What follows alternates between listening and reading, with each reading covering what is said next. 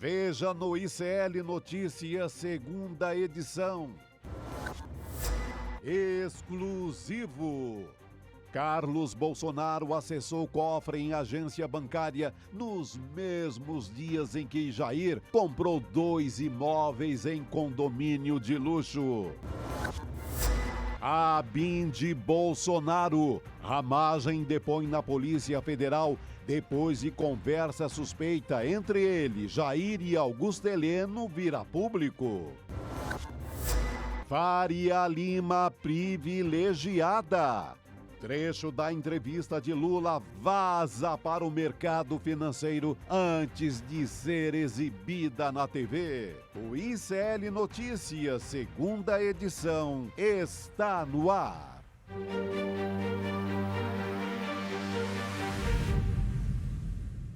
Olá, boa noite, seja muito bem-vindo, seja muito bem-vinda. ICL Notícias, segunda edição, está começando, estamos ao vivaço. Eu falo que estamos ao vivaço porque o Chico Pinheiro gosta, né, gente? Eu e Chico Sá adoramos ao vivaço, porque é ao muito vivaço boa noite, mesmo, meu né? querido. Boa noite para você, Gabi, boa noite para você da comunidade ICL. E eu fico, antes de começar, olhando aqui, ó, estão ligados na gente, né? Gente em Vitória, na Ilha da Madeira, em Portugal. Olha só, ICL Internacional. Porto Alegre, Piracicaba, São Sebastião, Campinas, Belzonte, Salvador, Mogi Guaçu, Águas de Lindóia, Rio Grande, no Rio Grande do Sul, Nova União, Minas Gerais, Conquista, na Bahia, Caxias do Sul, Arraial da Ajuda, na Bahia, Guarulhos, São Paulo capital, claro, Gonçalves, Minas Gerais, São Gonçalo, Rio de Janeiro. Tá aqui. Paris também tá ligado, hein? Paris, sempre teremos Paris, ligada no ICL. Caxias do Sul, na Serra Gaúcha, Limeira, Bragança Paulista, Londrina, Salvador, Taquaritinga, Campina Grande, Nova Friburgo, olha quanto, Itacaré, na Bahia, Ribeirão Preto, Candeias, Santana do Livramento, lá na fronteira do Brasil, né? Teodoro Sampaio. Boa noite, Gabi Linda e Chico Pinheiro, diz Maristela Cabral. Boa noite, Maristela. Obrigado pelos elogios a nós aqui. Moca, São Paulo. Opa! Moca. Aí, esse daí é dos meus. Esse daí é dos meus. Reduto do meu querido Falcão. Meu reduto também. Joiado. Esse é mas meu não reduto. são joias da Arábia Saudita. Falando em joias da Arábia Saudita, Maricá, Chico, nessa... Diamantina, Itabira e por aí vai. E por aí vai, porque olha, tem gente, tudo quanto é canto aqui do Brasil e do mundo, nesse dia 17 de julho de 2024, quarta-feira. Chegamos ao meio da semana, ainda falando sobre o caso da ABIN. Quem está depondo hoje para a Polícia Federal é o ex-presidente, tá? O ex-diretor-geral da ABIN, o Alexandre Ramagem, deputado federal e que também é pré-candidato a prefeito no Rio de Janeiro. Daqui a pouco a gente vai trazer detalhes para você a respeito disso, conversar hoje com Leandro Demore, com Heloísa Vilela e também com Igor Melo, que traz reportagem especial que o ICL Notícias apurou com exclusividade aqui na coluna da Juliana Dalpiva, mostrando que o Carlos Bolsonaro foi até o cofre da família, cofre que ele mantém com o Flávio Bolsonaro, um pouco antes de compras de imóveis do clã Bolsonaro, Chico. Eu chegava no cofre, pegava aquele porquinho, batia o martelo, quebrava o porquinho, pegava o dinheiro. A gente também, né, acessa o nosso cofre aqui, sempre, né? Super Claro, corriqueiro acessar pra comprar cofre. imóveis, né? Isso, em dinheiro vivo. 51 imóveis em dinheiro vivo. Super normal. Olha aqui, vamos falar do Ramagem. Vamos. O Ramagem, como diz meu querido editor, redator, editor desse jornal, o nosso Rogério.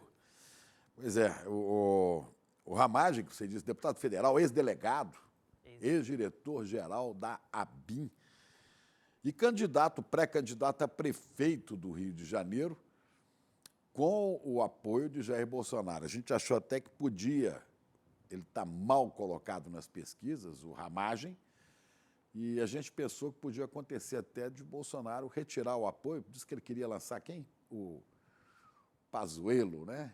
Vamos ver, né? Grande estrategista, especialista em logística, o general Pazuello, né? O sargento Garcia de Bolsonaro. Eu lembrei do Zorro aqui. Lembra do sargento Garcia? Pois é, ele queria lançar o Pazuello, mas ele acaba ficando mesmo com o Ramagem. Ramagem que diz, a gente falou disso aqui ontem, né? Que diz que Bolsonaro sabia que ele gravava reuniões, mas Bolsonaro estava a pé da vida, que disse que não sabia de nada. Mas hoje o Bolsonaro chegou a gravar, aí sim, um vídeo reiterando o seu apoio a Alexandre Ramagem. Será por quê, hein, Gabi? Por que Bolsonaro mantém este apoio? Um candidato que vai mal das pernas e que não merece, se é verdade, né, que ele gravou aquela reunião sem o Bolsonaro saber, não deveria merecer confiança. Mas ele sabe demais, né, Chico? Ele sabe muito, e eu espero que o que ele sabe, ele tenha falado hoje. Chegou às 3h20 da tarde na Polícia Federal, onde foi prestado depoimento, e nós ainda não sabemos o que foi que ele disse lá. De qualquer maneira, ele deve ter combinado para falar tudo direitinho, para não haver, né, contradições nessa fala. Ele é acusado, entre outras coisas, de espionagem ilegal, usando a ABIN não como um aparelho do Estado republicano, usando a ABIN como agência de bisbilhotagem, principalmente para proteger um dos filhos de Bolsonaro, né, Flávio Bolsonaro. Enquanto isso, vão se acumulando indícios, eu digo, de crimes de Bolsonaro, que começa lá atrás, bem atrás, com a pandemia, como charlatão, Jair receitando remédios que não têm eficácia para a doença, mas receitava, boicotando e sabotando vacinação no país inteiro, né? Depois tem a história da falsificação do cartão de vacinas, e tem a história das joias roubadas, e tem a história maior de todas do golpe, tentativa de golpe de 8 de janeiro, que é atribuída a ele a liderança desse movimento. Tudo isso está se evolumando na Procuradoria-Geral da República, onde a gente espera que o procurador Gonê, né, tome as providências, encaminhe ao Supremo para que isso tudo vire processos, né? São processos criminais. E agora tem mais essa, o uso da ABIN para fins particulares e perseguição de adversários políticos, disseminação de fake news e seguindo o quê? Bisbilhotando ministros do Supremo Tribunal Federal, lideranças da Câmara e do Senado, inclusive gente dele, né? Como é o presidente da Câmara, o Arthur Lira, né? Que veste a camisa amarela de Bolsonaro, vestiu, mas foi bisbilhotado pela ABIN de Bolsonaro. Aquela que ele dizia na reunião de abril de 22, né? Foi 22, né? Ou 21. Aquela reunião que ele falou assim, eu tenho a minha polícia, a minha polícia. Esse negócio aí não vale nada. Muito bem, mas ele bisbilhotava, a ABIN bisbilhotava, sob o comando do Alexandre Ramagem, que era subordinada ao general Augusto Heleno, que você não vê notícia, está caladinho, está na muda. Tem um ditado popular que diz assim, passarinho na muda não canta, né? E ele não canta. Augusto Heleno está de bico fechado e ele sabe que é melhor não falar para depois não ser desmentido, nem aparecer contradição. E tal, o general Augusto Heleno. E tem também, eu gosto de imitar ele, acho engraçado, né? A reunião ministerial, só para confirmar aqui, 22 de abril de 2020. 2020, tá vendo? Eu falei 22, 21, mas caiu para foi 20. Já faz tempo, né? Não parece. Parece que foi ontem, né? É? Tanto absurdo, né? Então tem aí o Augusto Heleno calado, o Braga Neto sumiu do pedaço também, todos eles na mira de possíveis processos sérios, né? O último encrenca é essa da ABIN. Né? Houve um encontro revelado hoje pela TV Globo no ano passado entre o atual diretor da ABIN, o Luiz Fernando Correia, delegado, né? O atual diretor da ABIN. A ABIN foi criada no governo Bolsonaro, mas a ABIN continua existindo e o atual diretor foi procurado por Alexandre Ramagem e tiveram uma reunião. Não se sabe ainda o que rolou aí. Isso deve ter sido motivo de uma das perguntas hoje da inquirição da Polícia Federal sobre Alexandre Ramagem. Vamos esperar que tem mais coisa para sair por aí. E muita, né? Você, como eu dizia ontem, você puxa uma pena, não vem uma galinha, vem um galinheiro inteiro.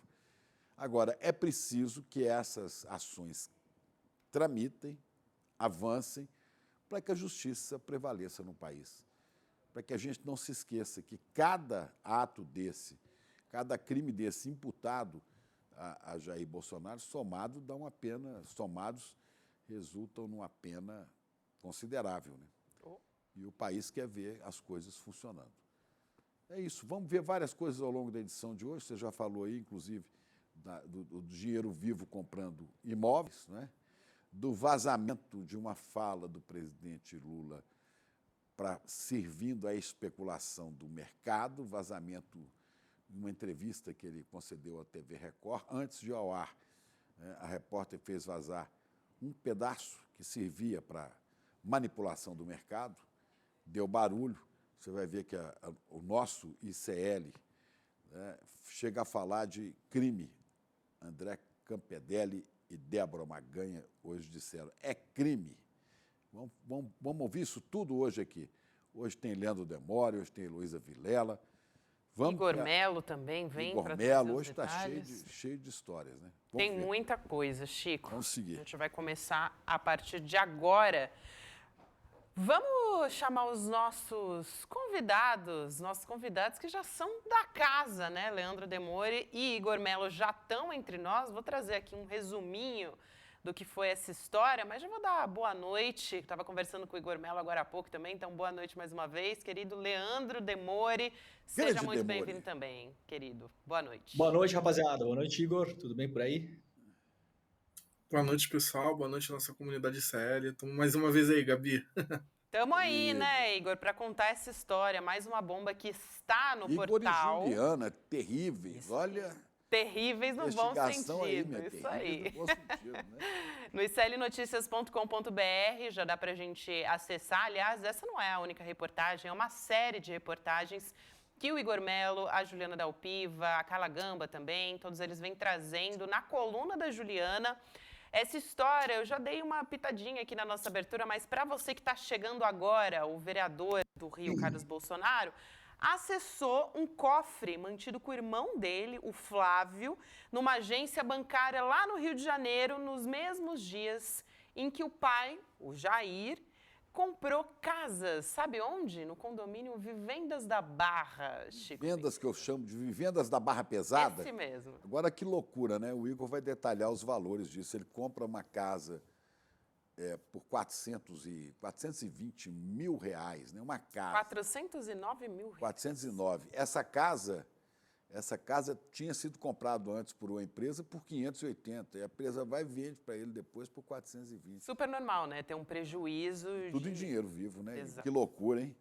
Um prejuízo de 170 mil. O Igor, a Juliana, enfim, a reportagem cruzou dados de documentos do Banco do Brasil, escrituras de cartório, enfim, tem um monte de idas e vindas ao cofre. O Igor vai contar aqui pra gente, mas vamos começar por essa história aqui que o Chico já puxou, essa primeira, né, casa que foi um prejuízo de mais de 100 mil. Aliás, quase 200 mil, né, essa primeira casa, 170 mil reais. De porque prejuízo. Porque ele comprou por 409 mil. A empresa compra uma casa por 500 e tanto, depois revende por 400. Que coisa estranha. Conta pra gente, Igor. Quem me oferece essas coisas? Pois é, e assim, né? Isso não é um período enorme, isso em 4 meses, né? A empresa comprou por 580 mil e vende para o Bolsonaro essa casa 4 meses depois por 409 mil. Assim, esse negócio aconteceu em 2009 e nesse dia, como a Gabi falou, a gente identificou que o Carlos Bolsonaro deu um pulo no caixa, no cofre que ele mantinha numa agência bancária. Que é um caixa, né, o Igor? Eu adorei o ato falho, porque realmente... É verdade, acaba funcionando como um caixa, né? Mesmo. Ia ser uma caixa de sapato cheia de dinheiro, que ficava lá dentro do cofre. Nada. No contrato, que a gente inclusive tem o print aí da assinatura do Carlos no contrato, eles fizeram questão de um cofre tamanho grande. Era o maior disponível. Olha... esse é só um dos casos, tá? Porque essa empresa teve esse prejuízo. E aí depois foi em 2012 também, né, Igor? Pra gente detalhar um pouco mais aqui, um segundo imóvel que ele comprou no mesmo condomínio, lá no Vivendas da Barra. E é onde o Carluxo mora também, né? Onde morava o Rony Lessa, é bom lembrar. Isso. O cara que matou a Marielle. Isso mesmo. E o Anderson. É isso mesmo, Gabi. E só pra lembrar Esse imóvel, esse segundo, que foi comprado em 2012 pelo Bolsonaro, mas é onde o Carlos Bolsonaro vive desde então, foi avaliado pela prefeitura na época em mais de 2 milhões de reais. Então, assim, você tem, nesses dois casos, suspeitas bastante fortes de que esses imóveis foram negociados com valores por fora, digamos assim, que é uma prática que já foi identificada na família Bolsonaro diversas vezes. O próprio Flávio Bolsonaro, na investigação da rachadinha dele, a gente tem casos desse tipo também, de que foi provado que ele pagou por fora mais de 630 mil reais em dinheiro vivo. Também foi ao cofre nesse dia, inclusive a gente já deu essa reportagem aí também, que ele mantinha o cofre junto com o Carlos, né? Então, assim, é o modus operandi da família Bolsonaro nessas transações mirabolantes de imóveis, assim. Para incluir aqui o Demore na nossa conversa, né, Chico, Igor, eu estava conversando com o Igor agora à tarde, um pouco mais sobre isso, sobre como, na verdade, essa reportagem especificamente fala sobre o Carlos indo até o cofre, mas revela, é mais um capítulo de um esquema que envolve a família inteira, né, Demore? É uma atuação, um modus operandi da família Bolsonaro, inclusive pagando parte desses bens em dinheiro vivo. Quantias altíssimas, É uma inclusive. empresa, né? É uma empresa, né? A Rachadinha S.A., isso aí já está bastante comprovado. Agora, toda vez que eu vejo essas matérias que os colegas estão publicando no site, já faz algumas semanas, né?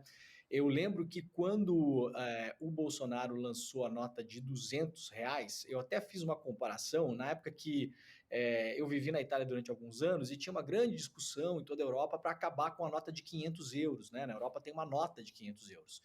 E a grande discussão, que é uma nota que eu vi uma vez na vida, inclusive, quando eu fui pagar um aluguel, eu tive que sacar dinheiro, consegui pegar no banco a nota de 500. É uma nota amarela. Veja, eu nem lembro como é que é a nota, para vocês terem uma ideia.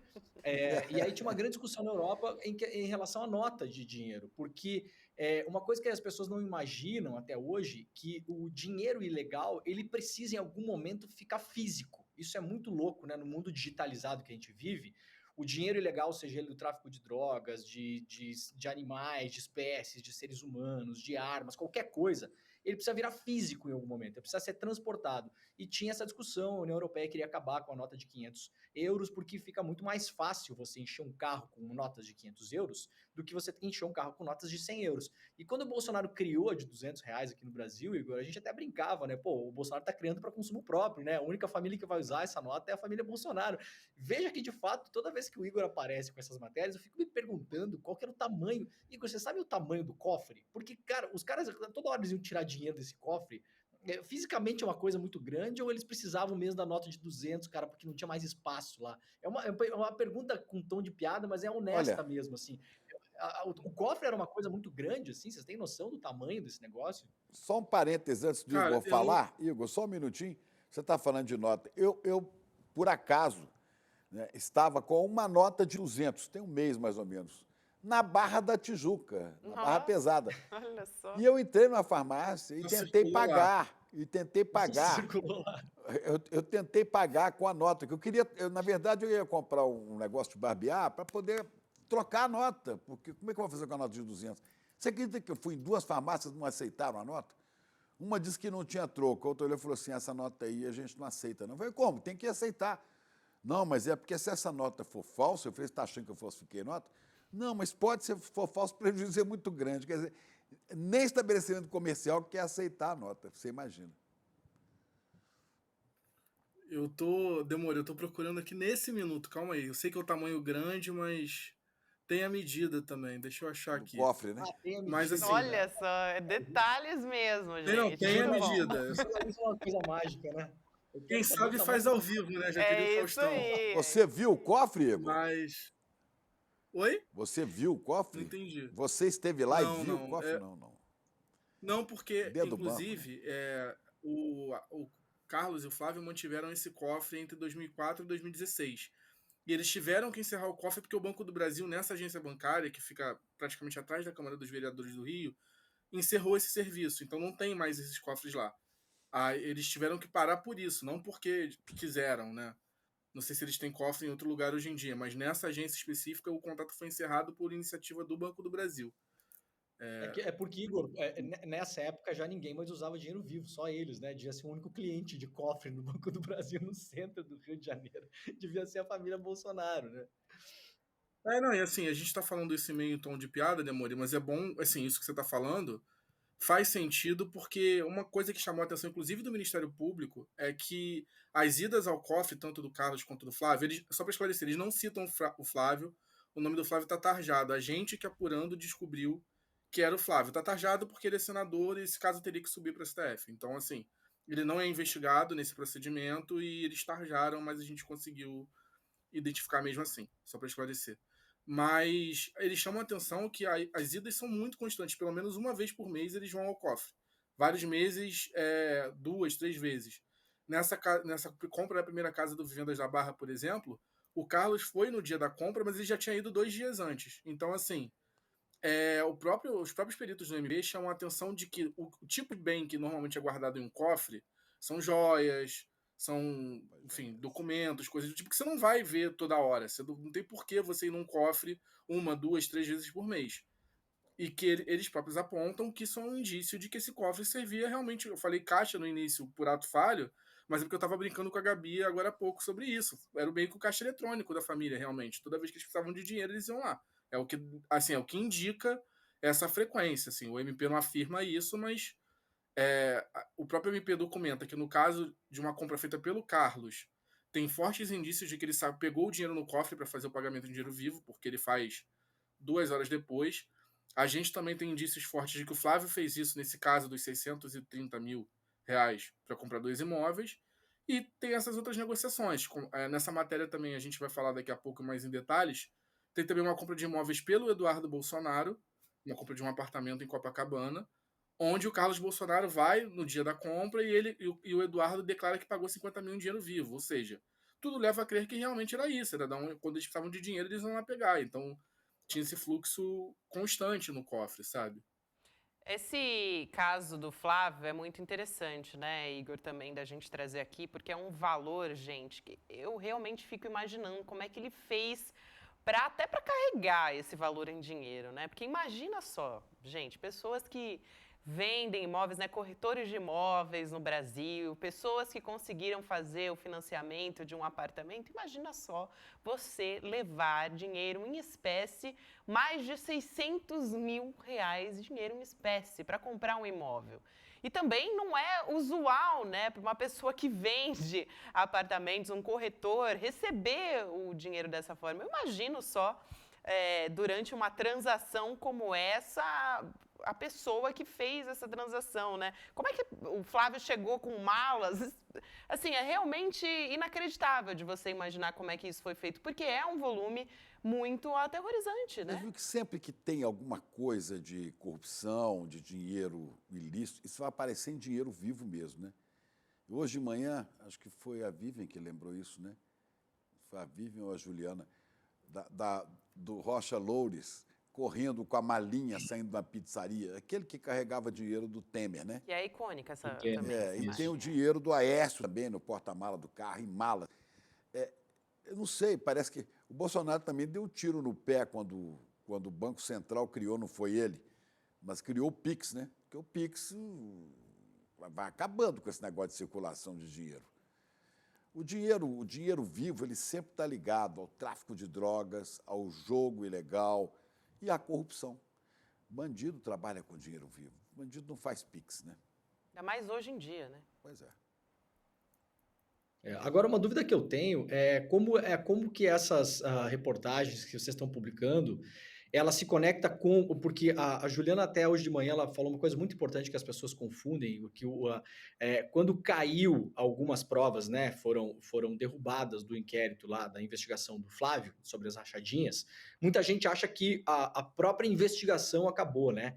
Só que essa investigação do Flávio não acabou, né? E isso tudo se conecta de algum modo. Agora, só para a galera que está nos assistindo entender, essa investigação que vocês estão publicando, ela se refere, assim, a pessoa de referência da investigação é o Carlos, é isso? E a do Flávio é uma outra investigação. Claro que a gente sabe que elas se conectam porque o esquema é todo o mesmo, mas são investigações diferentes, é isso, Igor?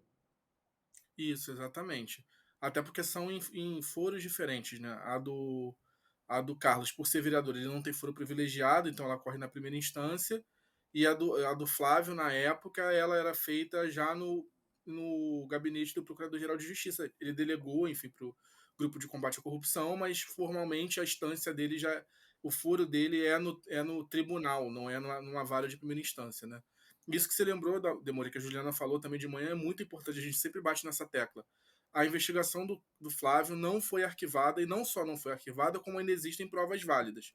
A gente tem, por exemplo, uma das servidoras do gabinete do Flávio, que originalmente apareceram lá no relatório do COAF, que deu início a isso tudo, como uma das que repassava dinheiro para o Queiroz, ela depôs ao Ministério Público e confessou que havia um esquema de rachadinha, que ela era filha de um ex-militar, amigo do Bolsonaro, do Jair, e não do Flávio, é bom destacar, e que foi indicada pelo pai, ela tinha um emprego, tinha a vida dela, e ela devolveu o dinheiro. Isso está confessado por ela em depoimento. A gente tem áudio de uma das irmãs da Ana Cristina Vale, ex-mulher do Bolsonaro, confessando que devolvia o dinheiro. Até daí que, inclusive, desse áudio que vem o nome do livro da Juliana, o Negócio do Jair, porque ela fala assim. Uhum. Enfim, tem várias provas que estão de pé. E essa investigação simplesmente está parada no gabinete do Procurador-Geral de Justiça do Rio. Assim. Eu acho que é estarrecedor mesmo, que diante de tudo que a gente sabe, cada vez mais tem novos elementos, como agora nessa investigação também, que simplesmente esse processo não ande. E eu estava até comentando com a Gabi mais cedo, que mesmo nesse do Carlos agora, diante dessa revelação que a gente faz hoje, me parece um motivo razoável para o Jair Bolsonaro ser investigado. Inclusive porque ele também não tem foro privilegiado hoje em dia. Ele pode ser investigado pelo MP nessa instância. Se o próprio MP aponta que uma negociação do Carlos nesses moldes é suspeita, tem uma negociação exatamente igual do Jair agora. E aí, assim, a gente vai cobrar do MP, vai questionar, e eu acho que a sociedade tem que questionar por que essas pessoas não são investigadas. Por que essas investigações não vão para frente, né? Não sei se vocês vão lembrar, mas até o caso da Val do Açaí, ela resultou numa investigação aberta pelo MPF em Brasília, que também ninguém sabe o que aconteceu com essa investigação. O Jair Bolsonaro já não tem foro desde janeiro de 2023. É um caso provado, todo mundo sabe que ele é fantasma, sabe? Não tem nenhuma dúvida quanto a isso. Assim, você tem todas as evidências possíveis de que a Val do Açaí era uma funcionária fantasma. E assim, cadê esse caso, sabe? Eu acho que, se vocês me permitem assim, uma análise mais política, essa pressão que a família Bolsonaro faz sobre as autoridades não tem surtido efeito na Polícia Federal, não tem surtido efeito no STF, mas acaba surtindo efeito nessas autoridades menores. Um procurador, um promotor, talvez se acanhe de prosseguir com uma investigação contra eles, porque assim, eu não consigo ver outra explicação para isso acontecer, sabe? Você está falando aí, você imagina um promotor do Ministério Público do Rio de Janeiro. Talvez trema, porque se a família Bolsonaro tem historicamente ligações, vínculos com milicianos, né? Quer dizer, mexer, como diz o Mário Sérgio Conte numa propaganda da Globo News, fala assim, você tem certeza que quer mexer nesse vespeiro? É isso, você pega um promotor desse para investigar o dinheiro vivo, e o cara vai assim, você vai investigar, mas você tem certeza que quer mexer nesse vespeiro? Porque esse vespeiro pode ter a família Bolsonaro, mas pode ter também o pessoal do Rio das Pedras, da Muzema, do Jacarezinho, da Cidade de Deus. Você não sabe o tanto de milícia que pode ter no meio disso, né? E você sabe como as coisas acontecem quando você mexe com esse tipo de gente, né? Teve uma juíza no Rio de Janeiro. Sim, Chico, nesse caso não é nenhuma dúvida, né? A gente tem provas de que... inclusive, foi um dos furos que eu mais me orgulho na minha carreira, de que o capitão Adriano, o miliciano, o matador-chefe do escritório do crime, conseguiu empregar a mãe e a ex-mulher no gabinete do Flávio. Assim, a gente revelou isso no início de 2019. Então, Parabéns. assim, e não só isso, como, inclusive, o Adriano participou da lavagem de dinheiro da rachadinha do Flávio. Assim, isso está provado na quebra de sigilo. É um dos eixos de investigação do MP do Rio, no caso do Flávio. Então, assim, essa relação está cristalina também, não é uma suposição ou uma ilação, não. Assim, isso está provado também. Nesse caso específico, pelo menos, está provado. Vou aproveitar aqui. Uma linha, Gabi, só rapidamente para o Diga, comentar Demore. também, uma linha de investigação muito importante desses casos também, que veio inclusive de parte dessas investigações e foi publicado uns anos atrás, se não me falha a memória, pelo Sérgio Ramalho no Intercept, mas eu posso estar enganado, o Ramalho deu muita matéria em relação a isso, mas também era o investimento do dinheiro das rachadinhas em construções de prédios ilegais na Zona Oeste do Rio de Janeiro. Isso aí também veio da investigação, né? Isso não foi uma coisa levantada do nada, E também isso parou no meio do caminho, né, Igor? Foi dele mesmo, Não viu, foi Demori? adiante também Dando essa os parte, créditos né? aqui ao Sérgio Ramalho. Eu pesquisei aqui rapidinho, já apareceu de cara. Foi ele? Foi, no Isso, Intercept. isso. Olha, Esse e ponto, lembrando também que essa em coisa específico, assim, eu confesso que eu nunca vi documento falando isso, mas, enfim, não estou dizendo que não aconteceu, só estou dizendo que eu, particularmente, não vi documentação sobre isso. Mas, assim, a questão que...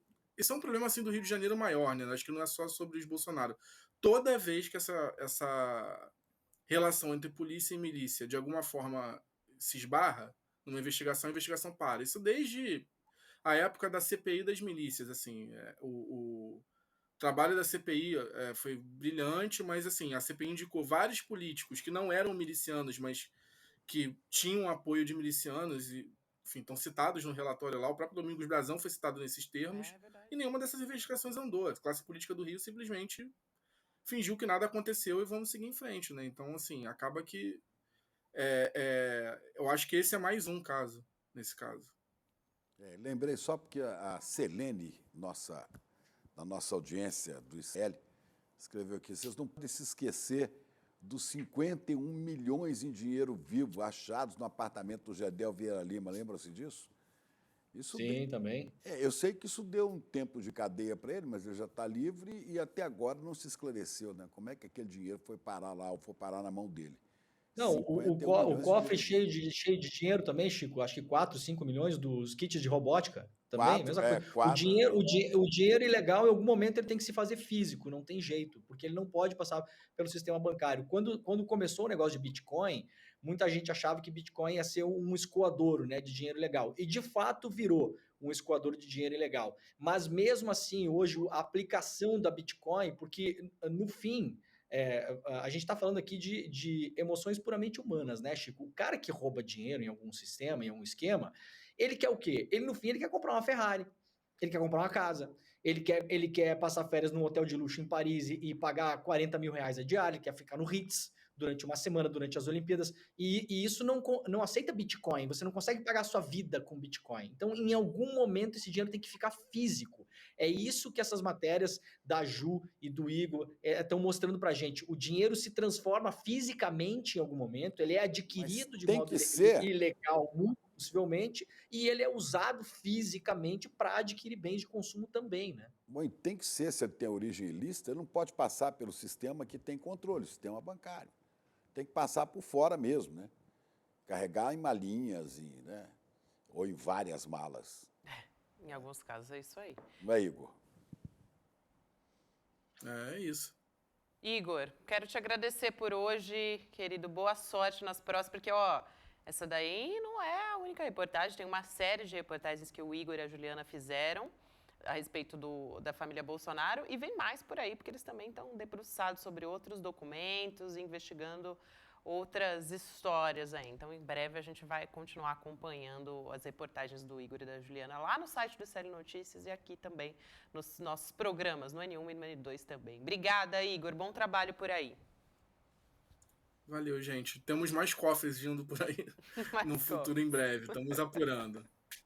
Um Boa, abraço. Valeu, Igor. valeu. Valeu, tchau, tchau. Demori continua aqui com a gente. Além dessa história, outro caso que é bastante importante da gente comentar aqui, a gente já falou na abertura do programa, é que o Alexandre Ramagem está prestando depoimento na Polícia Federal. Acabou ainda não, né? Não acabou ainda, pelo menos ao que se tem notícia. Aqui também estou pesquisando para ver se a qualquer momento chega alguma novidade a respeito disso, mas parece que ainda não acabou mesmo sobre esse caso da ABIN de Bolsonaro. E aí é um depoimento que está acontecendo 2 dias depois do Alexandre Ramagem, aliás, do Alexandre Ramagem não, né, perdão, do Alexandre de Moraes, do ministro Alexandre de Moraes, olha o ato falho aí, suspendeu o sigilo do áudio que aí sim o Ramagem gravou, né, o que se tem notícia, aquele áudio abafado que a gente trouxe trechos aqui ao longo dos nossos programas, da nossa programação, em que ele estava com o Bolsonaro, o presidente Bolsonaro, o general Augusto Heleno também, ministro dele, 2 advogadas do Flávio Bolsonaro, e tudo isso justamente para eles tentarem combinar de blindar o Flávio Bolsonaro no caso de peculato, das rachadinhas, ou das rachadonas, né? Como disse a Juliana hoje de manhã, porque de fato é muito dinheiro envolvido. Demori, quero te perguntar sobre como é que está o timing dessa história toda, né? Se a gente já tem uma expectativa em relação a isso, porque o que a gente estava conversando um pouquinho antes aqui é que, de fato, agora não tem como pular fora desse barco, né? Porque o Ramagem, ele sabe muito e a família Bolsonaro não tem muito agora como soltar a mão dele nessa candidatura a prefeito do Rio de Janeiro. Principalmente porque eles estão sem opções no Rio de Janeiro, né? Poderiam tentar fazer um ensaio do Pazuello e tal, mas há uma crença. Eu queria separar essa história em dois eixos, Gabi, que eu acho que fica mais fácil das pessoas entenderem, mas antes eu quero fazer só um aviso, assim, eu, particularmente, não gosto do método, tá, Gabi? Libera o áudio hoje, aí libera um pedacinho de conversa amanhã, eu não gosto do método, sabe? Eu não gostar do método não implica em que o que acontece não seja notícia, e a gente vai comentar, e a gente não consegue desver as coisas que a gente viu. É claro, as coisas são muito graves, mas eu, Leandro, não gosto do método. Eu esperaria que essa investigação acabasse, que eles liberassem os sigilos todos de uma vez só, que a gente pudesse ver a completude da investigação, porque o método ele pode muitas vezes ser um tiro no pé e pode gerar inclusive nulidades no futuro. Feito esse preâmbulo aqui, não gosto, nunca gostei, tá? É um método que lembra um pouco ares do passado, essa história de vocês soltando as coisas aos poucos, se é que vocês me entendem. Muito bem.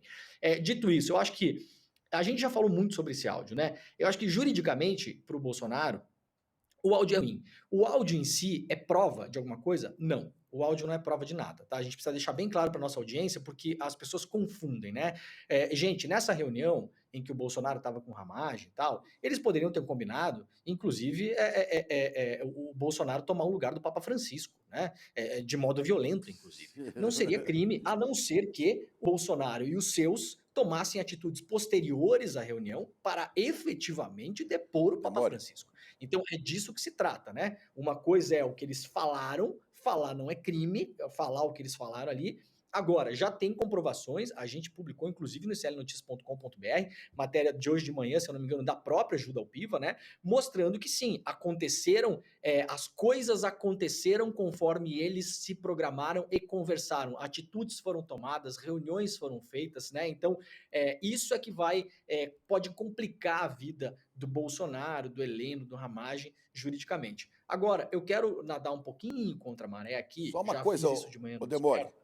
você disse Sim. que esse áudio não é prova de crime, não é prova de nada, mas de certa maneira porque esse áudio constata que houve uma reunião dentro do Palácio do Governo, reunindo o ministro-chefe do Gabinete de Segurança Institucional, o Araponga, chefe diretor-geral da ABIN, duas advogadas e o presidente da República, né, para usar isto, ou pelo menos para tentar usar essa estrutura em defesa de um interesse particular, do filho.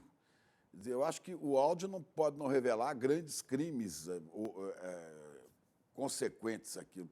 Mas o que a gente vê é que essa reunião nada republicana ela tem um quê de criminosa, viu? Então, usar Claro, a máquina do Estado. Exato. Ela tem o planejamento, né, Chico? Agora, se no fim da reunião eles tivessem terminado a reunião com a seguinte frase: não, gente, esquece tudo, está tudo bobagem, não vamos fazer nada, e não tivessem tomado nenhuma atitude, o áudio por si não seria crime. Ele não seria capaz de incriminar nenhum dos participantes da conversa. Acho que acho que às vezes a nossa audiência confunde as coisas, porque saiu o sigilo do áudio, as pessoas, tá aí a prova que faltava. Não, o áudio não é prova de que atitudes foram tomadas para praticar advocacia administrativa, você ter crime de responsabilidade, se o Bolsonaro estivesse no cargo ainda, né? Você precisa das atitudes de fato depois do áudio, só para deixar isso bem claro, né, Chico? Agora, de manhã eu falei uma coisa que eu quero trazer para cá também, que é o seguinte: a gente às vezes esquece como as redes sociais, e muito usadas pela extrema-direita, elas funcionam. Elas funcionam de modo caótico, descontextualizado e desfragmentado. Então, para o Bolsonaro, o áudio deixou ele melhor do que ele estava na sexta-feira sem o áudio. E explico por quê. Porque no áudio você tem ali o Bolsonaro falando frases: não, a gente não vai pedir favor nenhum, deixando claro que não vamos cometer nenhum crime. Tem ali a reunião toda em torno de uma tese de que o Flávio está sendo perseguido por uma máfia de fiscais da Receita Federal. Então, assim, para uma parte da população brasileira que, atenção no que eu vou falar aqui, mesmo depois que nós vimos em vídeo O Bolsonaro, na famosa reunião de ministros, que veio à tona depois que o Sérgio Moro deixou o governo, falando: se eu tiver que mudar o diretor da Polícia Federal para proteger o meu filho e a minha família, eu vou mudar? Sim! Então ele falou isso, saiu da boca dele, está gravado em vídeo. E em 2022, milhões de pessoas votaram nele de novo. Então nós temos dezenas de milhões de pessoas neste país que não se importam com isso. Então a reunião, se ela é colocada para essas pessoas nesse frame, com partes recortadas, colocando uma letra grande assim, Jair estava tentando proteger Flávio de uma armadilha, Flávio estava sendo perseguido por uma máfia de fiscais. Aí você tem as advogadas falando essa tese ali. As advogadas depois também falando que o Ramagem não pediu nada para elas. As advogadas falaram isso. O Ramagem nunca me pediu nada. A advogada falando, eu nem sabia que o presidente ia estar nessa reunião. Então, veja, a reunião, se ela usada, como ela foi, está sendo usada neste exato momento, descontextualizada, fragmentada, de modo caótico e como peça de marketing para o Bolsonaro, o levantamento desse sigilo, para a base eleitoral dele, foi excelente. Eu falei isso hoje de manhã no Desperta. Eu sei que as pessoas têm a tendência a falar, não, mas imagina, ele está tentando não sei o quê. Gente, eu vou repetir. O Bolsonaro falou na reunião de ministros que se ele tivesse que tirar o filé da boca de alguém para dar para um filho dele, ele assim o faria. E as pessoas votaram neste senhor novamente, depois deste vídeo. A gente esquece a dinâmica como as coisas se dão nesse seio das pessoas que estão dentro da seita, que estão completamente dentro da bolha, dentro desse túnel de informação caótica, descontextualizada e desfragmentada. Então, e aí só para encerrar, uma coisa importante, a Folha deu hoje uma matéria que fala disso. Eu já tinha falado isso, aliás, no programa, se eu não me engano, na segunda-feira, tá? O Ramagem, ele tá muito mal para tentar pensar em virar prefeito do Rio de Janeiro. Porque ele tem um índice de intenção de voto muito baixo, o pai está super bem aprovado, tem uma chance enorme de se eleger no primeiro turno. Como que para o Bolsonaro e para o Ramagem, isso é bom também? O Ramagem, de pronto, ele é tido pelo bolsonarismo como um traidor, porque ele gravou o Bolsonaro sem avisar. E todo mundo sabe o que acontece politicamente com os traidores do Bolsonaro. Eles são ostracizados e são vandalizados publicamente. Horas depois, aparece o Ramagem e fala, o Bolsonaro sabia que eu tinha gravado. E o Bolsonaro confirma isso. Eu acho, Chico e Gabi, que é mentira, tá? Eu acho que o Bolsonaro não sabia que o Ramagem gravou. Mas eles combinam essa versão para a base bolsonarista ficar de bem com o Ramagem. Eles vão usar esse fato para fazer com que as pessoas saibam que o Ramagem é o candidato do Bolsonaro no Rio de Janeiro, porque isso não é sabido. E vão tentar fazer o Ramagem decolar. A Folha deu uma matéria sobre isso hoje, eu tinha comentado isso ontem. Então, no geral, eu acho que juridicamente complica mais para o Bolsonaro, você tem a comprovação, você tem a conversa gravada, não tem como negar. Agora, politicamente, eu não acho nem de longe que o Bolsonaro hoje está pior do que ele estava na sexta-feira, quando nós não sabíamos ainda o exato teor desse áudio que foi divulgado, que foi levantado o sigilo. E tem o vídeo, né, Demore, que eles gravaram juntos. A gente tem as imagens, eles convocaram, inclusive, para eventos de campanha já no Rio de Janeiro, nos próximos dias. O Ramagem é pré-candidato a prefeito, como eu falei. E o PL disse que a candidatura vai sair sim, vai ser na segunda-feira, no dia 22, o lançamento. E primeiro divulgou, o que foi divulgado na imprensa, justamente que o Bolsonaro teria ficado furioso por saber que o Ramagem tinha gravado esse áudio, né, sem o conhecimento dele. Só que aí depois eles gravaram esse vídeo juntos, é o que você estava explicando, né, Demore? É justamente para a base bolsonarista, enfim, ser um pouco palatável, vamos dizer assim, né, para a base bolsonarista. Mas, de fato, eu acho não que quando... triturar o Ramagem, né, Gabi? Exato. Porque a base bolsonarista é triturar o Ramagem como traidor, como fez com todos, como fez com o Bebiano, como fez com o governador de Santa Catarina, que foi ostracizado, como fez com todos eles, né? Então, o Bolsonaro, ele faz uma operação para salvar a imagem do Ramagem, para a base bolsonarista, porque o Bolsonaro quer ganhar a prefeitura do Rio de Janeiro, gente. É a base eleitoral dele. É a principal eleição do Bolsonaro é derrubar o Paes e colocar alguém lá, seja quem for. É péssimo o Ramagem ter gravado o Bolsonaro sem o Bolsonaro saber. Eu tenho certeza que o Bolsonaro não sabia e que eles estão mentindo, tá? Eu não tenho informação sobre isso. Eu tenho só a minha intuição. Eu acho que eles estão mentindo, que foi sabido, que o Bolsonaro sabia e tal, não sei o quê. Mas o Bolsonaro fez conta e ele é um pragmático. Ele falou, cara, eu preciso desse cara, eu preciso desse idiota, eu não tenho mais ninguém para botar no lugar dele, né? E a gente vai tocar essa eleição para frente. E ainda trazendo esse caso da ABIN, do Bolsonaro, o Demori, dessa reunião principalmente, porque nessa reunião, como a gente falou aqui, estava lá o Bolsonaro, né, o próprio Bolsonaro, o Alexandre Ramagem, o Augusto Heleno e também duas advogadas do Flávio. Uma dessas advogadas, que é a Juliana Yarrenbach, ela deu agora entrevista para Juliana Dalpiva, agora há pouquinho, ela que estava nessa reunião e que foi gravada, ela justificou essa história, ela deu a versão dela, do que ela foi fazer nessa reunião nesse dia. Vamos assistir esse trechinho para a gente comentar? Vamos ver. Você não se preocupou com o que esse encontro como um todo representava, com a possibilidade disso ser um uso ilegal do Estado em defesa do filho do presidente da República? Juliana, assim, eu absolutamente sempre me preocupo com esse tipo de questão. Isso é número 1. Número 2, eu não estava lá para falar nem com o Ramagem, nem com o presidente da República, nem para discutir estratégia de defesa com nenhuma pessoa. Eu estava lá para unicamente fazer um protocolo de uma peça no GSI. Por que eu deveria falar com o general Heleno? Não é discutir uma tese de defesa do Flávio Bolsonaro, uma estratégia. Não foi, a intenção não era essa. Qual era a intenção? Era fazer um despacho, como você faz com absolutamente qualquer autoridade quando você vai fazer um protocolo de alguma coisa. Então essa primeira fala, né, da Juliana, ela disse também que a reunião foi questionável. Eu acho que vale a pena a gente também trazer mais esse vídeo para a gente poder comentar. Vamos ver. Temos já? Não, daqui a pouquinho. Ainda não temos. Daqui a pouquinho deixa a eu gente só vai comentar ter. uma coisa, Gabi, rapidamente. Diga. Eu falei hoje de manhã, foi muito curioso, né? Porque hoje de manhã eu analisei o impacto das falas justamente da doutora Bierrenbach nas redes bolsonaristas, porque é o que eu já tinha visto depois que ela deu uma série de entrevistas ontem, ela deu 2 ou 3 entrevistas para a imprensa, e o impacto das falas da doutora na rede bolsonarista foi ótimo. Foi ótimo. Eu não tinha visto que a doutora, antes de começar o Desperta hoje de manhã, ela postou e falou, abrindo mais um dia, ouço o Demori todos os dias, vou assistir o Desperta.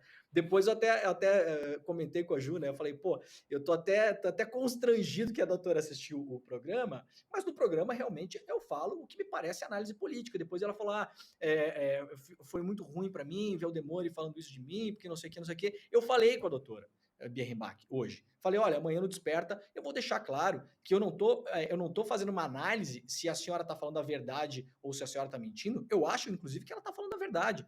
Que ela foi para lá, ela tinha uma tese de que o Flávio era perseguido por uma máfia de fiscais da Receita Federal e tal. Ela está fazendo o trabalho dela de advogada. Então, quero reiterar, eu não estou duvidando da palavra da doutora, nem estou colocando ela como se ela estivesse fazendo isso como uma espécie de cavalo de Troia do discurso. Eu não estou falando sobre isso. O que eu estou dizendo, e vou repetir aqui, e amanhã no Desperta eu vou repetir novamente, né? As falas dela caem muito bem para a base bolsonarista. Por quê? Porque ela assevera que o Flávio era vítima de uma máfia da Receita Federal. Ela vai lá falar, ela fala, eu não sabia que o Bolsonaro ia estar nessa reunião, o Ramagem nunca me pediu nada. Veja, eu não estou duvidando que o Ramagem tenha pedido coisas para a doutora Bierrenbach. Eu acho que se o Ramagem pediu, ele pediu lá para mim paralela, lá para os cupincha dele que trabalhavam dentro da estrutura do Estado, não para a doutora Bierrenbach. Obviamente, ela não tem absolutamente nada a ver com isso, ela foi fazer o trabalho dela, é advogada. Agora, repetindo, o áudio e as falas dela caem bem para o bolsonarismo, porque colocam o Flávio como vítima de uma armação, de uma ratoeira e tal. Agora, me espanta, Gabi, porque assim, eu não tenho acesso hoje ao GSI se eu precisar me defender de um processo Ninguém judicial. tem, né? Ninguém tem acesso a GSI. Assim, a doutora pode estar fazendo o trabalho dela e isso não tem nada de ilegal, mas nós estamos aqui primeiro falando da ética, da moralidade, da função pública, do presidente dando acesso à advogada do filho para falar com o cara do GSI. E isso também com o ministro, né? A BIM está dentro do guarda-chuva do Augusto Heleno, que está presente também, é isso. São 2, né? O diretor-geral da ABIN também. São E outra duas coisa, autoridades. me desculpe a doutora Juliana Berrembar, mas ela vai fazer, ela marca uma reunião e a reunião será no gabinete da Presidência da República. No mínimo, isso aí já é muito esquisito, né? Reunião no gabinete do Presidente da República. Depois ela disse que foi espantada de ver Bolsonaro lá. Não, mas eu tratei da questão porque o meu cliente é filho. Não, ele é filho, mas tem que ser um cidadão como todos os outros, com os mesmos direitos e sujeito às mesmas investigações, né? Que é o que eles não queriam. Agora, a gente tem, Demore, eu não sei se você quer complementar, mas eu tinha comentado que a gente ia ter mais um vídeo aqui, a gente já está com ele na agulha, pode ser? Vamos ver esse outro vídeo. Vamos ver depois eu então, posso ela só fazer dizendo uns que a reunião comentários, foi questionável, vamos ver. A orientação para que vocês fossem lá encontrar o presidente, a ABIN, né, o chefe da ABIN, o ministro do GSI, o senador Flávio Bolsonaro tinha conhecimento? Foi ele que arrumou, demandou que vocês fossem lá? Isso eu não tenho como saber. Não tenho como saber. Agora, eu repito para você. O que me foi informado é que não era uma reunião com a ABIN. Era uma reunião para fazer um despacho, um protocolo com número, que, aliás, Juliana, eu fiz depois na Receita Federal. Eu tenho o número do processo. Não foi uma coisa escamoteada, entendeu? Assim, existiu uma impropriedade em relação ao GSI, pode ser que tenha existido. Agora, existiu uma fundamentação legal que pode ser questionada. Entendo hoje eu entendo que é absolutamente questionável. Aí, o que ela fala, né? Hoje eu entendo que é absolutamente Não, questionável. perfeita a doutora aqui, Gabi. Perfeita. Ela entende hoje que o que ela fez era questionável. O que ela alega, né? E, de novo, eu não vou colocar a palavra dela em xeque, até porque ela não é o foco dessa história, né, gente? E outra coisa, né, Demore? Outra coisa que ela tem direito, né?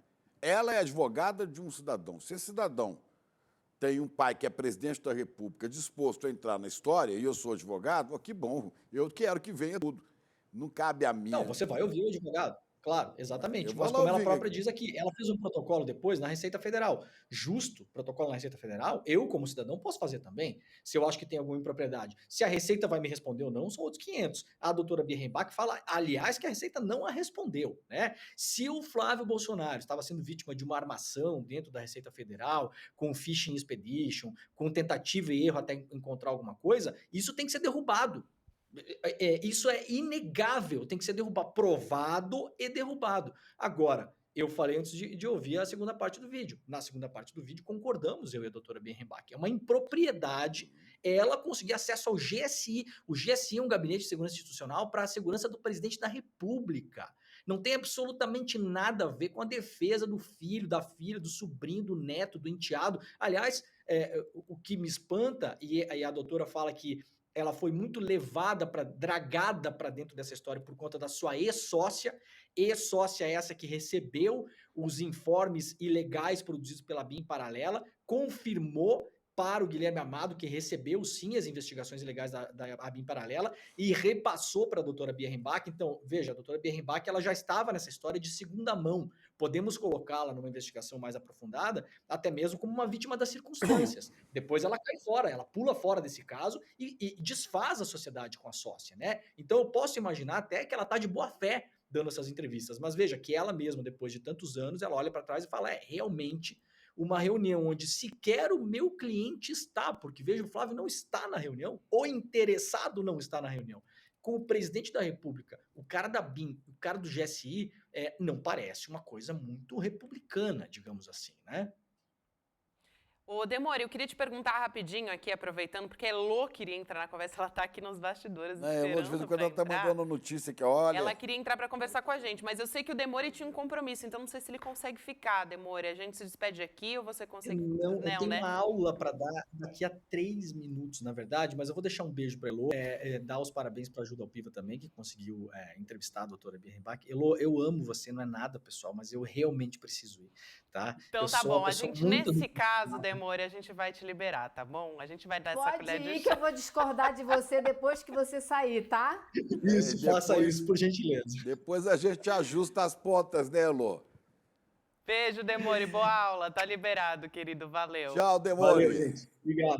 Elô, eu vou pedir para você trazer teu ponto aqui, porque você já estava acompanhando Traga a discussão com a gente. e a sua colher na Depois história. a gente tem Clicando mais aqui, um gente. vídeo, tá? Para mostrar aqui. Eu tô clicando aqui com um ponto específico. Eu sei, por isso é que o eu já te seguinte, chamei para conversa. Já venha por Cara, tudo. ela fala, não, eu fui ali para fazer um despacho com o número de protocolo. Com o GSI? Como assim? Pelo amor de Deus. Aí fazer um ninguém faz despacho na com encruzilhada? GSI, não. Aí ela engata uma segunda para criar uma desculpa para a situação dela e fala assim, porque inclusive eu até fiz depois com a Receita Federal. Ah, certo, com a Receita Federal você pode fazer na hora que você quiser. Vai lá, entra na fila, faz o seu despacho, pega o seu número de protocolo, mas você não faz isso com o GSI, nem no gabinete do GSI e muito menos no gabinete da Presidência da República. Então essa história está muito mal contada. Mal contada mas tá. muito. Mal contada tá, Elô. Eu só não condeno a advogada, que pode estar até articulando o discurso para que as coisas sigam o melhor caminho possível para ela e para o ex-cliente e tal. Mas eu acho o seguinte, se eu sou advogado, estou defendendo o cliente aqui e tem um cara poderosíssimo, um ministro que quer me ajudar, eu falo, por que não? Né? Agora, o mais estranho que eu Não, eu não sei se eu posso falava achar. porque não, porque depois você tem que se ver com a justiça e a Mas não sua fui eu defesa que toda pedi, pode né? cair por água abaixo. Não importa, você foi tráfico de influência, você foi lá e participou. Então, sim, e no caso não foi nem isso, foi ela que foi lá pedir ajuda, né? Isso está bem claro na gravação. Ela foi pedir lá ajuda, você se tem razão. reunir e tentar arranjar uma ajuda. Inclusive, foi Então, questionado, eu acho assim, né? quem sou eu para condenar alguém? Eu não sou advogada, não sou juíza, não sou nada, sou uma mera jornalista, mas não sou idiota, né? Eu não sou trouxa, eu estou vendo o que ela está falando. E realmente é um absurdo essa tentativa dela de dizer que aquilo ali não teve nada mais, né? Que ela foi lá despachar. Ela não foi lá despachar, gente. Não existe despacho com GSI, me desculpa. Ô, Elô, eu estava aqui esperando, enquanto você estava trazendo aqui teu ponto, eu estava trazendo aqui, vendo o que a gente vai ter. A gente vai ter mais um vídeo agora que eu vou trazer, mas eu queria também convidar todo mundo que assistiu esse trecho em específico. É lógico, não dá para a gente trazer a entrevista inteira aqui, que foi uma entrevista longa que a Juliana fez. Então, quem quiser assistir a entrevista completa da Juliana Dalpiva com a Juliana Berrimbá, pode ir no site do esterinoticias.com.br para assistir. Então, estava aqui checando essa informação e sim, Mas não teremos vai o agora, vídeo espera completo. acabar o nosso. Lógico, é claro. A partir de amanhã, inclusive, É só amanhã, o vídeo só amanhã. Isso, só amanhã que a gente vai ter esse vídeo completo disponível. Agora, Quero ver. Elô, Quero você ver. estava falando da Receita, a gente tem um trecho justamente dela falando sobre isso. Vamos assistir esse trecho também para a gente voltar a falar? Vamos ver. Mas no dia seguinte vocês foram se encontrar com o chefe da Receita. Sim, Tá na agenda dele e tudo. fomos. E Mais de uma vez. mais de uma vez, Eu além estive desse dia, vocês foram em outras ocasiões? Eu e a outra advogada fomos uma vez, e aí eu esperei lá, ele uma semana depois eu estive lá novamente. Foram 2 Eu fui encontros. lá O mais primeiro uma vez. o primeiro pri- estavam vocês duas e no outro só você. E no outro só eu. E nesse primeiro encontro em que estavam você e a doutora Luciana, qual foi a pauta? O que foi esse protocolo? Exclusivamente o protocolo desse pedido. E o Exclusivamente. presidente e o chefe da Receita tinha conhecimento da reunião de vocês com o presidente da República? Creio que sim. Creio que sim. Vocês informaram a ele que tinham conversado com o presidente da República sobre esse assunto? Não, acho que quando nós chegamos lá ele já tinha conhecimento. Não me lembro exatamente, mas acho que sim. Gente, esse ponto aí é muito importante, né? Porque a Juliana questionando, a Juliana Dalpiva questionando a advogada. Você foi a esse encontro com a Receita. Eles sabiam, então, quer dizer, quem que contou para o chefe da Receita que essa reunião aconteceu? Foi o Bolsonaro? Quem que estava, né? Quem estava na reunião? Ele estava preparado para recebê-las. Né? Ou seja, chefe da Receita, né? ele estava sabendo que elas estiveram com o presidente da República antes de se reunir com ele, né, Lu? Gente, na conversa, no vídeo, elas falam com o Bolsonaro e com o Ramagem e com o Heleno. Não vamos esquecer, né? Não vamos nos esquecer do Heleno. Sim. Elas conversam sobre o secretário da Receita, o Tostes. Elas falam, esse é legal, José esse é Tostes. confiável, não vai vazar. Gente, havia várias intenções ali, muito claras para quem consegue ouvir a fita toda e ler a transcrição. Então, foi tudo combinado. Então, eles já acertaram e ele foi avisado de que as advogadas iam procurá-lo.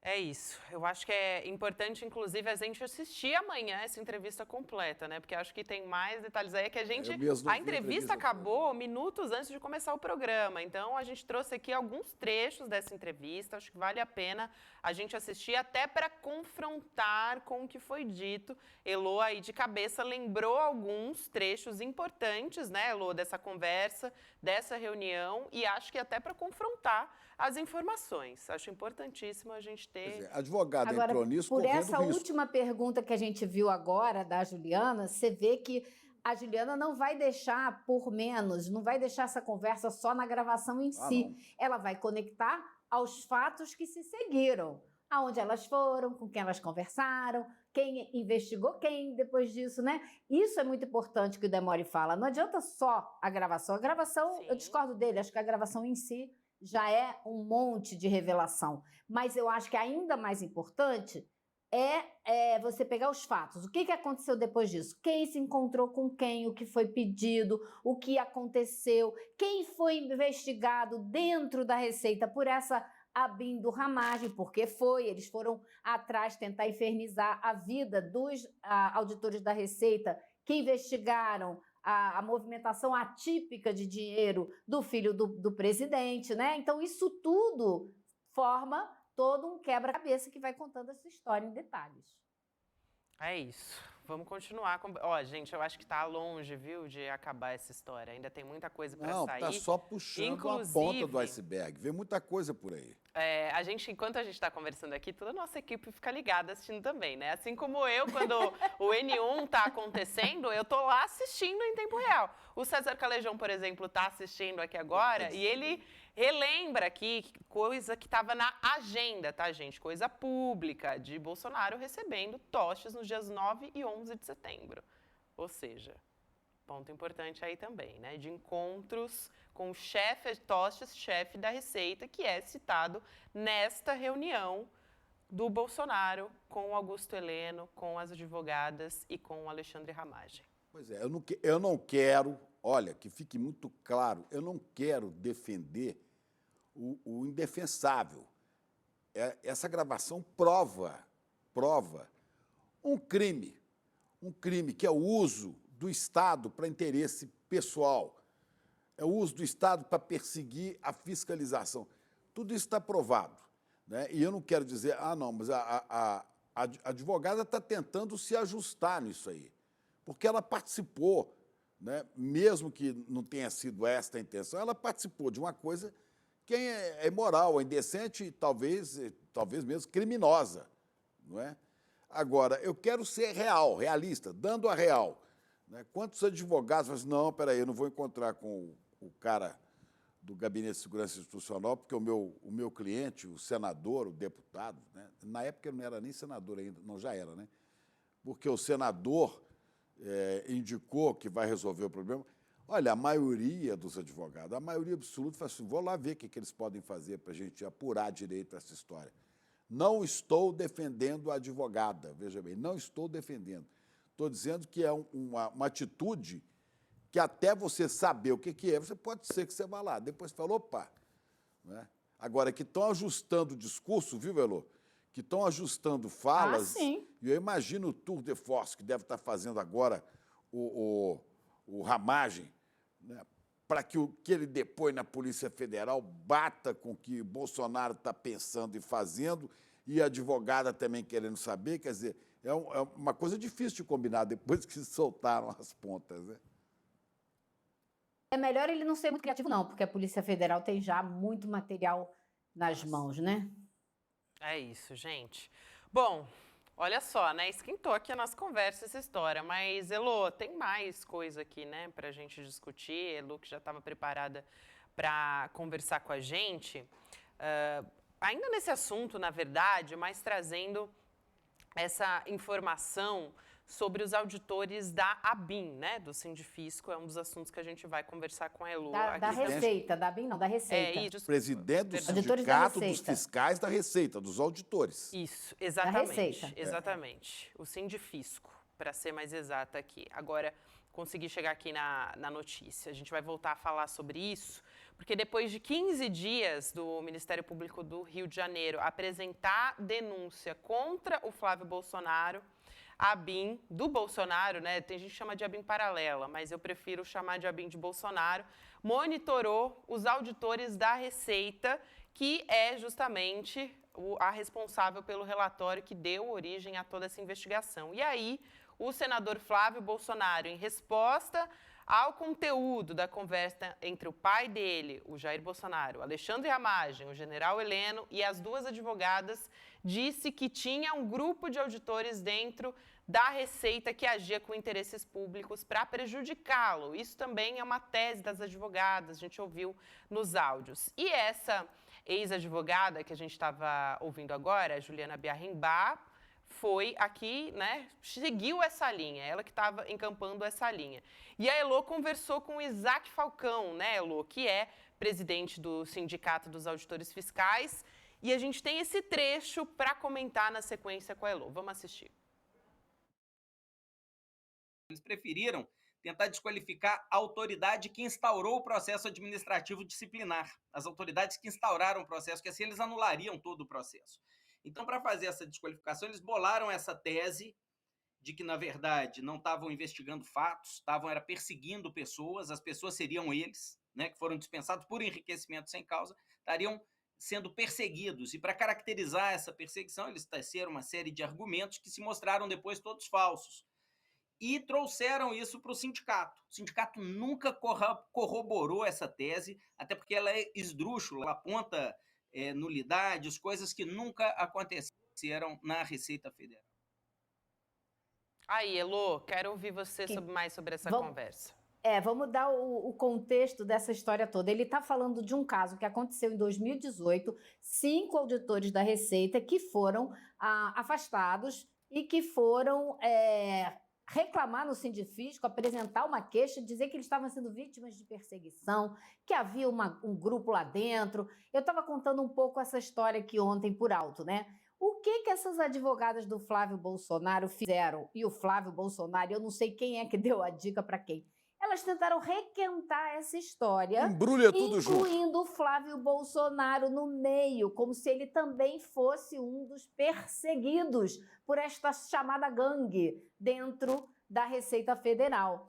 Esse caso aconteceu em 2018. Flávio Bolsonaro tentou pegar carona nisso aí em 2020. Acontece que esses casos não deram em nada, porque essas pessoas foram afastadas da Receita porque tinham casos escabrosos de enriquecimento ilícito, construção de casa sem conseguir provar de onde veio o dinheiro para ter aquela casa. Eu falei ontem, tentativa de vender respirador na pandemia e não entregar respirador nenhum, desviando verba pública para fazer essa negociata e por aí vai.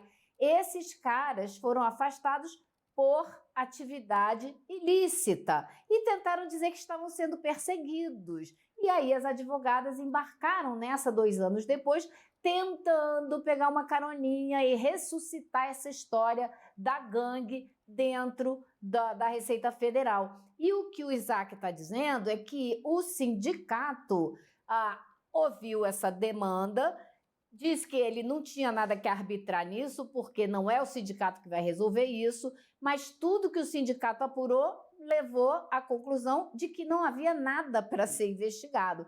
E a mesma coisa aconteceu, eles foram para o Ministério Público, eles foram para a AGU, eles foram para a PGR e não conseguiram absolutamente nada, não tinha gangue nenhuma. Então, o que o Isaac fica muito irritado é porque eles tentaram criar uma imagem da Receita Federal e dos auditores como um bando de bandidos, né? Jogando para os outros. as coisas que as pessoas fazem, enfim, me parece, né? Você me imagina, na quantidade de fiscais, se você considerar a quantidade de fiscais que a Receita tem e que outros órgãos de fiscalização estaduais, secretarias de Fazenda e tal, tem uma quantidade enorme de fiscais, que um ou outro ceda à corrupção é possível.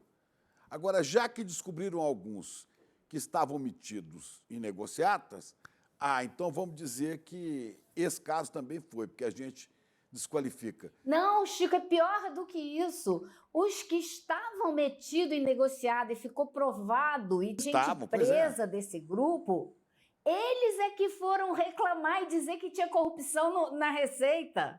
Porque eles foram afastados por causa das negociatas, por causa da roubalheira. Entendeu? Eles tentaram inverter o jogo. Foi isso. Mas você vê, toda tentativa, isso que eu queria dizer é o seguinte, toda essa tentativa, você não viu em momento nenhum alguém provar que não houve rachadinha, que não houve crime de peculato. Aliás, o próprio chefe de gabinete do seu Flávio, à época que era o Queiroz, confessou, não, tinha mesmo para a gente pagar isso aqui, aquilo ali.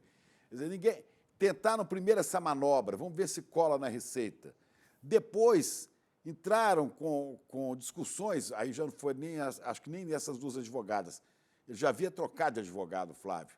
Né? Quando a coisa começou a andar, eles entraram com uma discussão de erros processuais e esse assunto foi retirado de pauta, foi arquivado, né? Mas não foi concluído. Quer dizer, a coisa continua. A história do peculato, ela está de pé. Né? Não sei se cabe agora alguém, ou quando ele deixar o mandato, alguém voltar a investigar essa história. Né? Mas que havia ali, havia. Né? Gente, eu posso trazer mais um trecho aqui que a Elô gravou com o presidente do Sindifisco para a gente fechar esse assunto aqui. Ele comentou também sobre a dificuldade, né, que os servidores lá da Receita Federal enfrentaram durante os anos do governo Bolsonaro. É mais um trecho da entrevista que a gente vai assistir aqui. Vamos ver. Nós passamos, então, uma situação dificílima na Receita Federal, passamos uma situação dificílima no sindicato. Eu também fui seguido né, durante um tempo, lá no início da nossa mobilização em 2022. Quer dizer, foram dias muito difíceis, foram anos difíceis. Né? E agora a gente está vendo isso ser passado a limpo. É muito importante esse momento e o sindicato vai participar disso. Nós vamos trabalhar em cima da responsabilização de cada uma dessas pessoas que obstaculizaram o trabalho da Receita Federal, que obstaculizaram o exercício das atividades de auditor fiscal. Enfim, essas pessoas precisam ser responsabilizadas para que isso nunca mais aconteça, para que ninguém nunca mais se aventure a fazer esse tipo de malfeito que foi feito. Bom, teria aí dizendo que sofreram pressão, né, Elô? Com certeza. E o que aconteceu? Você lembra o que aconteceu na Polícia Federal? Houve várias mudanças na direção da Polícia Federal, porque Bolsonaro não estava satisfeito com a Polícia Federal investigando o filho dele e falou que ia proteger de qualquer maneira. A mesma coisa aconteceu na Receita. Houve pessoas que perderam o cargo de gerência, de coordenador e etc., porque não agradavam a quem queria derrubar certas investigações. Então, eles também sofreram lá, e é por isso que o Isaac Falcão está falando que eles vão correr atrás de responsabilizar quem fez isso, e existe hoje um sentimento de alívio na Receita Federal deles não estarem mais sendo perseguidos por fazer o trabalho que eles têm que fazer. Você imagina a pressão. E isso é exemplar, que a Receita às vezes resiste a pressões incríveis, como no caso das joias, né? O sujeito da Receita que cuidava lá no aeroporto de Guarulhos foi pressionado por militares, ministros, o almirante Bento Albuquerque esteve lá tentando, e os caras foram, não, aqui você não mexe, aqui vocês não vão mexer. Quer dizer, é bom que haja esse tipo de funcionário público, né, que tem hombridade, sabe, é cioso do seu trabalho. Isso é muito importante. E é onde eles vão se dando mal, né? É isso. Acho importante essa sua fala, Chico, e essa lembrança do caso das joias, porque é muito simbólico. Agora, tem um caso aqui que eu quero trazer, que eu acho muito importante a gente ouvir a Elô sobre isso. Você comentou lá na abertura sobre a história da TV Record, na entrevista que o presidente Lula deu para a TV Record. Foi ontem isso, e aí teve uma declaração dele sobre meta fiscal que vazou para o mercado financeiro antes da entrevista ir para o ar. Quer dizer, Tá, um gente? trecho da entrevista. Um trechinho, exatamente. Retirado do contexto que serviu para especulação no mercado, para fazer vou ler dinheiro. o trecho aqui, vou trazer esse trecho aqui. Ele disse o seguinte, abre aspas então para o presidente Lula. Você não é obrigado a estabelecer uma meta e cumpri-la se você tiver coisas mais importantes para fazer. Esse país é muito grande, esse país é muito poderoso. O que é pequeno é a cabeça dos dirigentes desse país e a cabeça de alguns especuladores. Fecha aspas. E aí, gente, a história é a seguinte, quem vazou esse trecho específico foi a jornalista que fez a entrevista. A Renata Varandas, que é sócia da empresa Capital Advice, que é uma agência que teria divulgado o texto, e isso mobilizou, inclusive, até o ministro da Fazenda, o Fernando Haddad. Ele disse que as informações estavam fora de contexto. Essa foi uma matéria que foi revelada pela Folha de São Paulo, né? Essa repercussão com o ministro Fernando Haddad. Eu quero te ouvir, Lô, sobre isso, sobre a gravidade desse caso, né? Porque a gente está falando aqui de um trecho, isso que o Chico falou, né? É um trecho em específico que foi levado antes dessa entrevista completa ir para o ar. E é um trecho que a gente está falando aqui, não é pouca coisa, né? A gente está falando sobre meta fiscal. Vamos lá. Primeiro, o ministro Fernando Haddad não só contextualizou a entrevista do presidente Lula, divulgou logo um outro trecho onde ele fala do compromisso que tem com a meta, com o arcabouço fiscal e etc. Então, ele não só divulgou isso, como eu sei também, soube hoje, que ele ficou furioso e cobrou feio da TV Record. Cobrou mesmo, ali chegou junto, bravo, estava muito irritado. Lógico, né, gente? Ele passou aí desde o fim de junho, começo de julho, enfrentando uma onda especulativa contra a moeda brasileira, uma alta do dólar, uma queda da bolsa. Conseguiu acalmar a situação, estava tudo indo bem, vem esse vazamento e entorna o caldo novamente, porque provocou confusão, provocou uma alta do dólar, provocou uma queda na bolsa, enfim. A situação se acalmou. Alguém ganhou dinheiro. Aí a gente... com certeza muita gente ganhou dinheiro. E aí a gente entra nessa história, né? Essa jornalista, eu conversei hoje com duas pessoas que são muito próximas dela e que me contaram que ela está, assim, ciente de que errou e que errou feio, mas diz que saiu da entrevista. A entrevista terminou no fim da manhã, por volta do meio-dia, essa empresa onde ela trabalha já tinha esse trecho da entrevista que só foi ao ar 7 horas da noite. Então, foram muitas horas antecipadas, né, que ela passou essa informação. Mas ela diz que passou a informação por WhatsApp, saí de uma entrevista com o Lula e tal, ele falou isso assim, mas, não, está embargado até a hora da entrevista. Essa é a versão dela. E que, na empresa da qual ela é sócia, essa informação foi pescada, foi colocada num boletim, não sei qual é o formato que eles usam, e passada para os seus clientes, que são o quê? Empresas do mercado financeiro. Bom, a empresa da qual ela é sócia, uma jornalista é sócia de uma empresa que faz um jornalismo voltado ao mercado. Já tem uma coisa estranha aí, né? Ela faz jornalismo de política e tem essa empresa, é sócia dessa empresa que serve ao mercado financeiro. Então, o primeiro erro dela não foi ontem ao vazar o texto. O primeiro erro dela foi ser sócia dessa empresa enquanto é, ao mesmo tempo, jornalista. Isso são duas coisas que não se misturam. Você perde a sua ética como jornalista e você também não é confiável como uma assessora ou como uma lobista, ou não sei como que ela se classifica. Então, eu sei até de pessoas que a conhecem, ela fundou essa empresa talvez pouco mais de 3 anos, e algumas pessoas até aconselharam, olha, você não faça isso, ou você larga o jornalismo e vai ficar só na empresa ou vice-versa, porque não dá para juntar as duas coisas. E aí, se você começa a mergulhar nessa promiscuidade que existe entre o poder, o jornalismo, o lobby, aqui em Brasília, você vai encontrar vários níveis desse tipo de problema. Eu acho que o dela é o pior exemplo que a gente tem, porque é um indivíduo que faz um trabalho e, ao mesmo tempo, usa esse trabalho para fazer outro. Porém, a gente tem empresas aqui em Brasília que se dizem híbridas e que têm um braço jornalístico e um outro braço que presta outros serviços. Acontece que as coisas se misturam quando não deveriam. Você tem jornalistas trabalhando para você, e aí você consegue credencial para esses jornalistas frequentarem o Palácio do Planalto, o Senado, a Câmara, e você nunca sabe se eles estão a serviço da informação ou a serviço dos clientes, que muitas vezes são do mercado financeiro. Então, isso tem que ter um basta. E eu conversei com pessoas que trabalham nas duas áreas, no jornalismo e nas empresas de lobby, de análise, ou como você quiser chamar.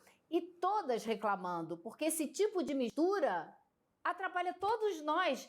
Tira a nossa credibilidade jornalista, porque a pessoa com quem você vai falar nunca sabe se você está sendo apenas um jornalista ou se está vendendo informação para alguém, né? E descredibiliza quem faz um trabalho de análise, de influência, incidência, como eles chamam também. Não dá para misturar essas duas coisas. Agora, o que eu sei é que ela está afastada e muito provavelmente vai perder o emprego, destruiu uma carreira que não é curta, porque ela tem mais de 30 anos e atua no jornalismo há muito tempo. Não sei se ela é jornalista ou se ela é coach, como se diz, né? Coach do mercado. Mas hoje isso aqui... Chico, ela é jornalista, mas ela fez uma mistura que ela jamais mas poderia virou ter coach, feito. né? Eu acho que ela não pensou nas consequências, sabe? Olha, isso foi chamado de crime hoje aqui, no Jornal do ICL. Fala aí. A gente tem o André Campedelli no Mercado Investimentos e a Débora Maganha sempre fazendo as análises. Programa das 11 da manhã. O programa das 11 da manhã. E o André falou a respeito disso, ele comentou sobre essa história. Acho que vale a pena a gente trazer aqui também para a gente refletir. Vamos ver. Isso é crime perante a CVM. Vamos dar o nome dos bois. Aí, o que aconteceu aí foi um crime. Então, então isso aí é muito grave, muito grave. Manipulação explícita de mercado financeiro. Até o Haddad teve que dar uma explicação depois para mostrar, para falar dessa questão aí. Mas parece que está todo mundo achando até que normal, né, essa situação, né, Débora? Quando se trata, né, de mercado financeiro, tudo passa. Mas não deveria passar, porque não só é crime, como é passível de punição, e tem nome, tá? Isso chama insider trading. Insider trading. Pois é, informação privilegiada, né? Em português, claro, informação privilegiada. E eu acho que ela não está livre de ser investigada e de sofrer um processo. Não está. Nem ela, nem a empresa da qual ela é sócia. Elô, inclusive a Record soltou uma nota, né? E eu vou trazer aqui para também colocar para a gente o lado da imprensa, né? Do canal da Record, dizendo que soube, abre aspas então para a nota, soube da ligação da repórter Renata Varandas com a Capital Advice somente após a divulgação do release pela agência. E aí a Record diz também que condena qualquer vazamento de informações, principalmente com recorte parcial do que é apurado em entrevistas feitas por nossas equipes. Medidas cabíveis serão tomadas com a apuração dos fatos, fecha aspas. Aí, Elô, medidas cabíveis, né? A gente já pode entender que realmente pode vir um processo. Não está descartada essa possibilidade, até pelo canal onde ela trabalhava, né? Enfim, sem contar os prejuízos pessoais todos aí e de carreira que você já pontuou muito bem, né? Eu acho, Gabi, que o Haddad foi até muito suave ao dizer que, né, nessa fala dele, ele falou, tirar a informação de contexto e tal. É muito pior do que isso. É você vazar para um grupo específico de pessoas que são os seus clientes da sua empresa, que serve o mercado financeiro, você vazar para essas pessoas uma informação que todo mundo que joga no mercado só terá daqui a 5 horas. Então, você deu aí umas 5, 6 horas de vantagem para um grupo pequeno especular e ganhar dinheiro. Esse é o grande problema. Exatamente isso, Elô, exatamente isso. O que a imprensa inteira só saberia depois, inclusive algumas entrevistas nesses casos, elas são editadas, né? Então, nem todas as entrevistas vão completamente para o ar. E essa informação foi utilizada com horas de antecedência. Por que a CVM pode entrar? Imagine você que a empresa dela serve a 5 clientes ou 6 clientes do mercado financeiro. Eles puderam se preparar, botar lá as apostas deles. Se eles acham que o dólar vai subir, eles compraram milhões de reais em dólares e esperaram. Quando saiu a informação, saiu a entrevista, o dólar subiu, eles vão lá, vendem na alta. Esse é o problema. O resto do mercado não teve a mesma informação, como diz a boa regra, né, do funcionamento do mercado financeiro, que todo mundo tem que ter direito às mesmas informações ao mesmo tempo. É isso aí. Ainda também a boa ética do jornalismo, né? Da jornalista, que se espera que ela tenha. Agora, Chico, a gente tem uma informação também, que eu vou aproveitar, Elô, aqui, porque ela... Não, na verdade, tem a do Ramagem também, ele ainda está prestando depoimento, mas não saiu muita coisa daí não, tá, gente? O que sabe até agora sobre o Alexandre Ramagem é que ele foi até a Polícia Federal, continua respondendo as perguntas, e a PF já formulou mais de 100 perguntas, informações da Nataneri, da Globo News. 100 perguntas, tá, Elô? Tá bom pra você. Ou seja, muito mais do que aquele vídeo só, né? Mas a gente ainda não sabe o que vem pela frente. Agora, a gente está no minuto final aqui, então eu acho importante trazer essa informação com você, que já cobriu eleições estadunidenses. Saiu agora a informação de que o Joe Biden testou positivo para a Covid-19. E é interessante isso acontecer nesse contexto, porque a gente teve a convenção, né, do Partido Republicano, lançamento do nome do vice-presidente que vai ser lançado na chapa com o Donald Trump, e o Biden que está perigando, aí a gente não sabe, desistir também da candidatura pelo Partido Democrata, né, Lu? Será então que agora o vírus tem é que vai derrubar essa candidatura? Meu Deus, toda hora uma novidade. Olha, coincidência ou não, hoje o Biden disse que se um médico dele, disser para ele abertamente, diretamente, que ele, por questões de saúde, não deveria concorrer, que ele abandonaria a candidatura dele. Aí hoje ele aparece testando positivo para a Covid. Covid nunca foi motivo para tirar ninguém de uma disputa presidencial, mas quem sabe isso pode ser uma preparação já, né? Não sei. O médico dele, o médico que trata de Alzheimer, esteve na Casa Branca 8 vezes já nesse último ano, se não me engano. Ou seja, não sei, né, o que pode vir por aí. Pode ser que ele, por motivos de saúde, acabe... Pode ser uma Covid democrata, né? Por motivo de saúde vai sair. Pode ser uma Covid democrata, do Partido Democrata, pode ser assim. Gente, vamos ver. Tem Kamala Harris aí como possibilidade, Michelle Obama não quer, porque é amiga pessoal do Biden, e também porque não quer entrar na política, já falou a respeito disso. Elô, obrigada por hoje, muito assunto importante que a gente discutiu por aqui, você é sempre fundamental. Um beijo para você. Beijo, Elô, obrigado. Beijo, pessoal. Tchau. Tchau, Elô. Chico... Lembrando que temos Empreendedor Mestre, hein? Sim. Segunda turma que está chegando aí, curso inédito aqui no Brasil, porque ele fala sobre empreendedorismo, traz aqui informações para você nesse curso de uma forma disruptiva.